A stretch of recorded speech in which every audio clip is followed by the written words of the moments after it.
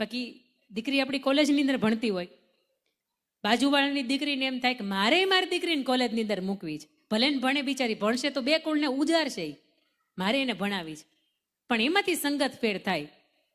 બાપનું મોઢું જોવાય રાજી ન હોય, બાપની પાઘડી ઉતારીને એના હાથને પગને આંગણે મૂકે કે બેટા હવે તો સમજી જા, એ સમાજ આપણો નથી, એ ઘર આપણું નથી, એ પરંપરા આપણી નથી, એ રીતિ રિવાજ આપણા નથી, બોલી આપણી નથી, ઘરનો પહેરવેશ આપણો નથી, ઘરનું ભોજન આપણું નથી, ક્યાંય એકે રીતે મેચ નથી થતું. તું એક વખત તો જો ખાલી મોઢું જોઈને થોડું મોહી જવાય, થોડીક અમારી આબરૂની કિંમત કર. અને તેથી દીકરી એમ કે નહીં મને તમે, હું તમને નથી ઓળખતી, હામાં કેસ મારે, હામાં કેસ મારે. મને એમ થાય કે તમારી મારી દીકરીને આજે આપણને એમ થાય કે આપણે એને સિંગર બનાવીએ, અડધી રાત સુધી, રાત્રે 1-2 વાગ્યા સુધી ગાવાના કાર્યક્રમો કરે, પોતે આર્થિક પગભર થાય. ગમે ભાઈ, એકને નહીં આખા ગામને ગમે, આખું સમાજ એની ઉપર ગર્વ લઈ શકે. પણ અહીંયા ગાવાવાળા ગાયા કરે ને ઓલા બે ફદિયાના ટબલ છે આમાં વગાડતા હોય, અને તમારી દીકરીને એમ થાય કે મને ગમી ગયું. મને એમ થાય કે તમારા દુનિયાની અંદર તમને કોઈ ન ગમ્યું, તમને એ ગમી છે.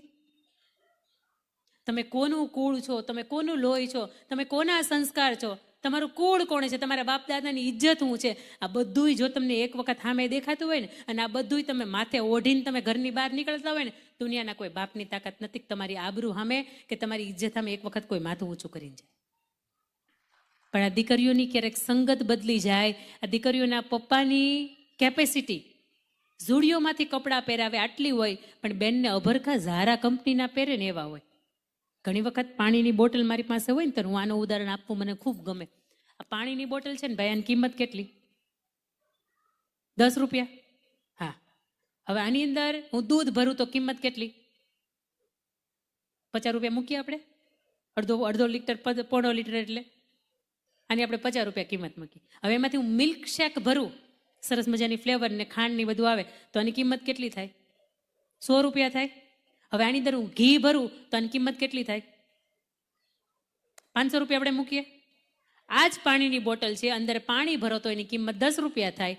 આ જ આખું છે, સંસ્કાર નથી ને તો એની કિંમત 10 રૂપિયાની જ છે.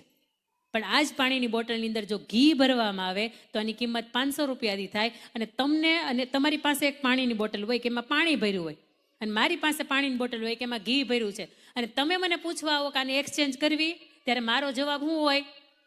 એક્સચેન્જ ન કરાય ભાઈ. તારી પાસે જે છે ને એની કિંમત 10 રૂપિયા છે, અને મારી પાસે જે કિંમત છે ને એ 500 રૂપિયા છે, 490 ગણી વધારે છે મારી પાસે.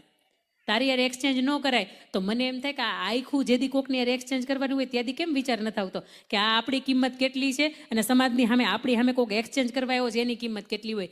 ન્યા કેમ એમ થાય કે હાલ ભાઈ